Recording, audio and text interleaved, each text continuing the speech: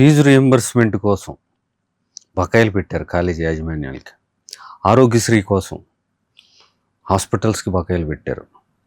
రాష్ట్ర ఆర్థిక పరిస్థితి అప్పులతో అలా పెరిగిపోతూ ఉంది. ఈ పరిస్థితుల్లో మీ వేతనాల పెంపు ఎంతవరకు సాధ్యం అనుకుంటున్నారు? మేము గవర్నమెంట్ అప్పుల్లో ఉంది అని చెప్పేసి ప్రకటనలు చేస్తున్నారు, కానీ ప్రభుత్వం చేసే పనులు ఏమీ ఆపట్లేదు. ఈరోజు 3,30,00,000 రూపాయల బడ్జెట్ పెట్టారు.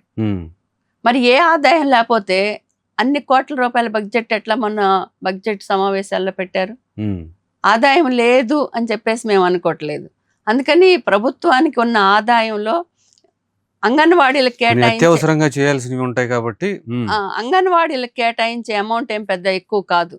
ఈరోజు ప్రభుత్వం రాజు తలుచుకుంటే దెబ్బలకి ఏం కొరవ కాదు. అందుకని ప్రభుత్వం తలుచుకుంటే తప్పకుండా ఇవ్వటానికి బడ్జెట్ ఉంది. అందుకని బడ్జెట్లో అంగన్వాడీలకు వేతనాలు పెంచాలి.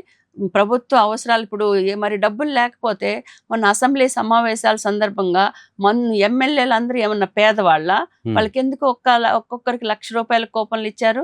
వాళ్ళు డబ్బులు లేని వాళ్ళ, లేకపోతే ఎమ్మెల్యేలు అందరూ పాపం ఇల్లు లేకుండా ఏమన్నా ఇబ్బందులు పడతా ఉన్నారా?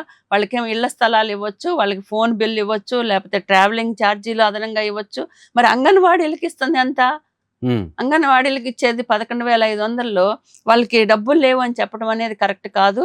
అందుకని డబ్బులు ఉన్నాయి. దశలవారీ పోరాటం, మాకు పోరాటాలు కొత్త కాదు. ఈ ప్రభుత్వం పోరాడకుండా వేతనాలు పెంచిన చరిత్ర కూడా ఏం లేదు. అందుకని మీరు మొదటే చెప్పినట్టుగా 2000 నుండి చూసినా వేతనాల పెంపు ఎప్పుడు జరిగినా అది పెద్ద ఎత్తున ఆందోళన జరిగిన తర్వాత మాత్రమే వేతనాలు పెరిగినా. అది 2000లో పెరిగినా, 2015లో పెరిగినా, 2018లో పెరిగినా, 2019లో పెరిగినా, ఇప్పుడైనా పోరాడకుండా ఈరోజు ఈ ప్రభుత్వాలు స్పందిస్తాయి అనేది అనుకోవట్లేదు. అందుకని తప్పకుండా ప్రభుత్వం స్పందించాలనేది మేము కోరుకుంటున్నాం. లేకపోతే మా పోరాటం మేము కొనసాగిస్తాం.